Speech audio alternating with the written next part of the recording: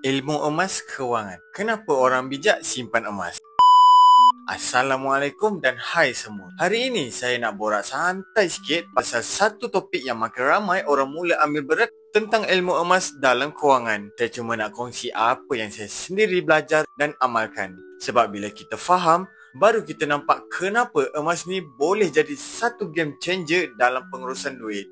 Yang pertama, apa itu emas dalam konteks kewangan? Okey, bila sebut emas, ramai yang fikir barang kemas, rantai, gelang, cincin. Tapi dari sudut kewangan, emas adalah aset fizikal yang menyimpan nilai. Emas ni tak macam duit kertas. Duit boleh dicetak banyak-banyak oleh bank negara. Tapi emas tetap terhad.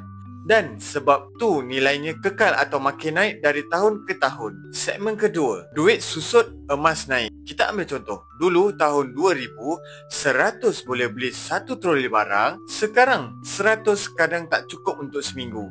Tapi emas, tahun 2000 harga 1 gram emas lebih kurang RM50. Sekarang 2025 harga dah cecah 500 1 gram. Nampak beza tak? Duit susut nilai, emas naik nilai. Segmen ketiga, kenapa orang simpan emas? Sebab utama adalah lindung nilai dari inflasi. Barang naik harga, emas pun naik harga.